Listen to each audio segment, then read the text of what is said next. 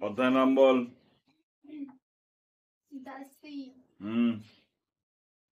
Lesson 6। Grammar activity কত? 6A।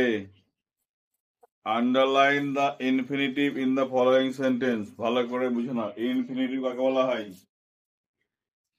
Infinitive কাকে বলা হয় কেউ জানে? কোনো জ্ঞান আছে? এই হলো ভার্ব। ভার্বের আগে কি থাকতে হবে? টু। কি থাকতে হবে? টু থাকলে তাকে বলবো আমরা ইনফিনিটিভ। মনে থাকবে? ভার্বের আগে কি থাকতে হবে? টু, যার নাম বলা হয় infinitive.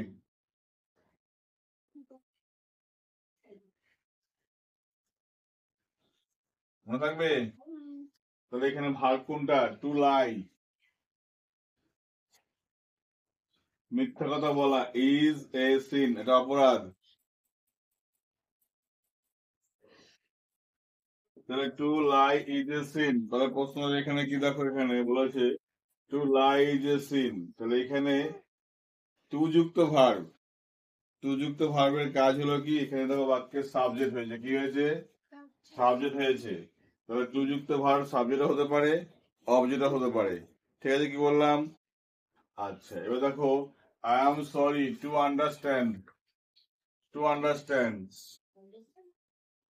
Sorry, I am sorry to understand. Disturb আছে তো, কি আছে এটা? Disturb you again. তোমাকে বিরক্ত করার জন্য পুনরায় আমি দুঃখিত। তো কি করার জন্য? কি করতে? কি করার জন্য? বিরক্ত করার জন্য। টু ডিস্টার্ব, এটা হলো infinitive. I N F I N I T I V E, এটাও কিন্তু ইনফিনিটিভ। এটা কি বলবো আমরা? ইনফিনিটিভ। আর দেখো এখানে কি আছে? Two retire. কি আছে এটা? টু রিটায়ার, এটাও infinitive. I N F I N I T I V E, এটাও কিন্তু ইনফিনিটিভ। আবার দেখো টু এরর, ভুল করা, এটাও infinitive. I N F I N I T I V E, এটাও। তাহলে কি বুঝলাম এখানে? টু যুক্ত ভার্বকে আমরা কি বলবো? ইনফিনিটিভ। ঠিক আছে, কি বললাম? এটা কখনো কখনো বাক্যের সাবজেক্টে কাজ করে, অবজেক্টে কাজ করে। যদি সাবজেক্ট বা অবজেক্টে কাজ করে তাহলে বুঝবো সেটা কি আছে, এটাকে জিরান্ড বলা হয়। ওকে, কি বললাম? আর যদি না হয় তাহলে কি বলবো? ইনফিনিটিভ বলবো আমরা এখানে। কিন্তু এখানে বলেছি তোমাদের টোটালটা ইনফিনিটিভ দেখানোর জন্য। ইনফিনিটিভ দু রকম ব্যবহার করা যায়। ঠিক আছে, তাহলে এখানে আমরা ইনফিনিটিভ চিনতে পেরেছি, বা এটাই বড় কথা। ওকে, চলো পরেরটা বলো কি আছে। Activity 6 B. Read the following sentence. Identify the noun phrase, adjective phrase, adverb phrase, and fill in the chart given below. এর মধ্যে নাউন ফ্রেজ, অ্যাডজেক্টিভ ফ্রেজ আর অ্যাডভার্ব ফ্রেজ খুঁজতে হবে। আমরা শিখেছিলাম গতকাল, কিন্তু মনে পড়ছে? নাউন ফ্রেজ মানে ভালো করে বুঝবো। এখানে ফুড অ্যান্ড শেল্টার, ফুডটাও নাউন, শেল্টারও নাউন, তাই না? আর কিসে কাজ করবে? এই দেখো, ফুডটাও নাউন আর শেল্টারও নাউন। তাহলে নাউন, দুটো নাউনকে যুক্ত করেছে কি? এটা অ্যান্ড যুক্ত করেছে। তাহলে এটাকে দুটো মিলে কি তৈরি হলো? Noun phrase. কি বলো এটাকে? Noun phrase. দেখে তো এখানে noun phrase, food and shelter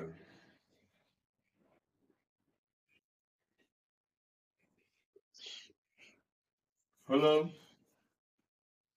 her voice is pleasing to her ear. ভালো করে দেখো, her voice is pleasing to her ear. Pleasing to her ear, ভালো করে বুঝবে জায়গাটাই। এখানে ভি থ্রি হতে পারে, বা ভি ওয়ান দেখে আইএনজি হতে পারে। মনে থাকবে? ভি থ্রি বা ভি ওয়ান দিকে আইএনজি হতে পারে, আইএনজি তো ভার বা ভি থ্রি হতে পারে। যদি থাকে তাহলে কিভাবে? অ্যাডজেক্টিভ ফ্রেজ বলেছিলাম না, ভি থ্রি থাকলে, তাই না? লিখে দেবো অ্যাডজেক্টিভ ফ্রেজ।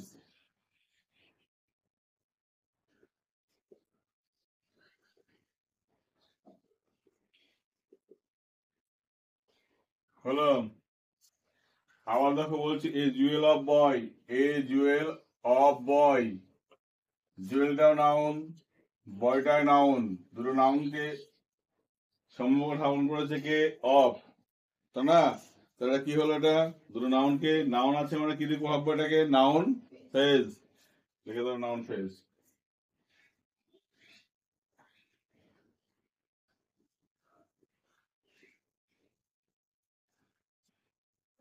আবার দেখো অ্যাট হোম, নাউনের আগে প্রিপজিশন থাকলে কি বলেছিলাম, সেটা অ্যাডভার্ব ফ্রেজ কাজ করে। তাহলে এটা অ্যাট হোমটা এখানে কাজ লিখতে হবে, অ্যাট হোম। ঠিক আছে, এর মানেগুলো বুঝি। Food and shelter he has none, অর্থাৎ খাদ্য আশ্রয় কোনোটাই তার ছিল না। 2 নম্বরে কি বলেছে দেখো, her voice is pleasing to her ear, তার কণ্ঠস্বর তার কানে যেন মধুর হয়ে পৌঁছালো। তাহলে এখানে কি প্লিজিং টু হার, ঠিক আছে, pleasing to the ear, her voice pleasing to the ear, তার কণ্ঠস্বর তার কানে যেন মধুর হয়ে পৌঁছালো। ঠিক আছে, তাহলে প্লিজিং টু হারটা হবে এখানে কিন্তু ফেজ। মিনাল is a jewel of the boy, Jewel বলে কি রত্ন, ছেলেদের মধ্যে রত্ন কে, মিনাল। তাহলে এই যে এটাকে বলা হচ্ছে কি নাউন ফেজ। আবার ফিল ইয়োরসেলফ, মনে কর তোমাকে কোথায়, অ্যাট হোম, কোথায় আছো, বাড়িতে আছো। তাহলে এটা হলো অ্যাডভার্ব ফেজ। ঠিক আছে, চলো পরেরটা activity 6C, read the following sentence, নিচের বাক্যগুলি পড়ো, identify the main clause or principal clause and dependent clause. আচ্ছা, fill in the chart given below, এই ক্লজ গুলো তোমাকে দেখতে হবে, বুঝতে হবে, তারপর তোমাকে কি করতে হবে, চার্টে আবার লিখতে হবে। ক্লজ তুমি বুঝবে কি করে, কোন কোন শব্দ দিয়ে তোমার লিঙ্কার গুলো দিয়ে বাক্যগুলো জয়েনিং করা আছে বুঝতে হবে তোমাকে। কি দেখো, বলো, প্রথমটা বলো কি আছে, প্রথমটা লিঙ্কার কি আছে, হু, পরেরটা হু, পরেরটা হু, তারপরটা ইফ। তাহলে এই হু থেকে বাকি অংশ যা লাগিয়ে দাও, এই হু থেকে বাকি অংশ লাগিয়ে দাও, এই হু থেকে বাকি অংশ লাগিয়ে দাও, ইফ থেকে বাকি অংশ লাগিয়ে দাও। এই দাগ দেওয়া গুলো সব লিখে দাও এখানে। হু ইজ ডক্টর, ব্র্যাকেটটা গেল, দুইটা কি ছিল, হু ওপেন দা ডোর, তারপর কি আছে, who always take care of her friends, তারপরটা ইফ ইট রেন্স। ঠিক আছে, তাহলে যেগুলো দাগ দিলাম সেগুলো কি ডিপেন্ডেন্ট ক্লজ, আর বাকিগুলো কি থাকলে পরে যেগুলো, সেগুলো হলো প্রিন্সিপাল ক্লজ ও মেইন ক্লজ। এগুলো এইখানে লিখে দাও, এগুলো সব এখানে লিখে দাও, তাহলে কমপ্লিট হয়ে গেল কিন্তু। ঠিক আছে, তাহলে প্রথম কাজ কি, তোমাকে কি কি শব্দ দিয়ে কি কি ওয়ার্ড দিয়ে জয়েনিং করা আছে, জয়েনিং গুলো তোমাকে চিনতে হবে। তারপরে বাকি অংশ যাতে সমস্ত কিছু দাগ দিয়ে দিলে সেটা কি করে নিয়ে এসে ডিপেন্ডেন্ট ক্লজের মধ্যে লিখে দেবে। ওকে, লিখে দেওয়ার পরে বাকি যেটুকু পড়ে থাকবে সেটা কিন্তু মেন ক্লজের কাজ করবে। হ্যাঁ, ক্লিয়ার। চলো পরের অ্যাক্টিভিটির কাজ দেখি।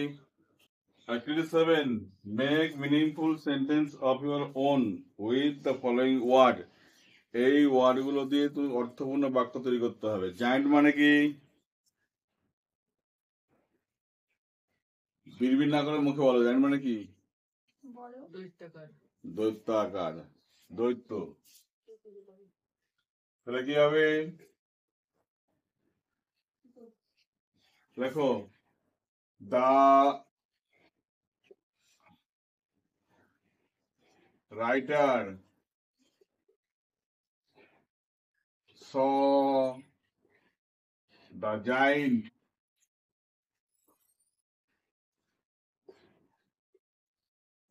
playing with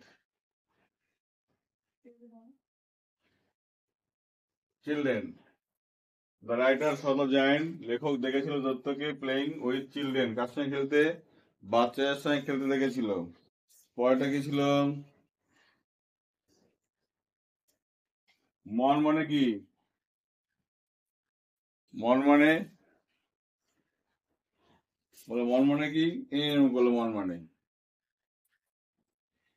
কাতরানো, মন মানে কাতরানো। তো কি লিখবো, মানটা কি লিখবে,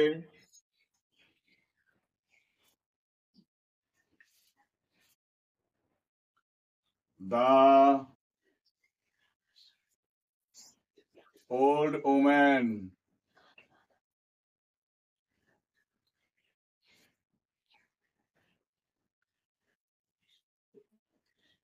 was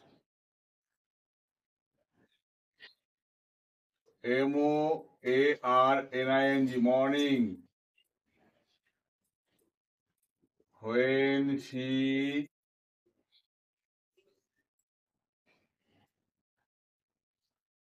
suffered from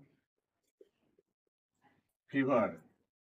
The old woman was mourning when she suffered from fever. বৃদ্ধ মহিলাটি কাতরাচ্ছিল যখন সে জ্বরে ভুগছিল, ঠিক আছে, তখন সে কাতরাচ্ছিল। ডিউল মানে কি? সমুদ্র সৈকত, ঠিক আছে। তাহলে ছোট্ট ছেলেমেয়েরা, little children,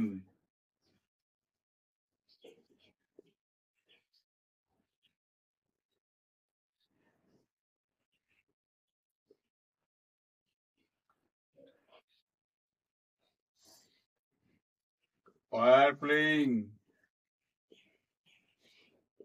on the dune of Digha. ছোট ছেলেমেয়েরা কি করছিল? দীঘার বিচে কি করছিল? সমুদ্র যে সৈকত বা বিচ ছিল সেখানে তারা খেলা করছিল। হলো। কোয়াইট মানে কি? শান্ত।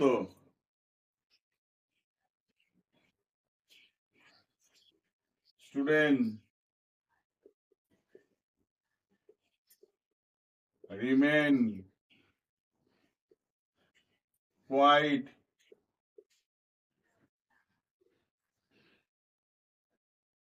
when the teacher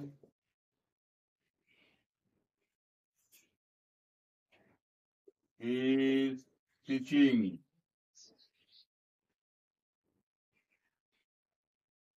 them. ছাত্ররা রিমেন সাইলেন্ট, অর্থাৎ স্টুডেন্ট রিমেন সাইলেন্ট মানে ছাত্ররা চুপচাপ ছিল যখন শিক্ষক তাদেরকে কি করছিলেন?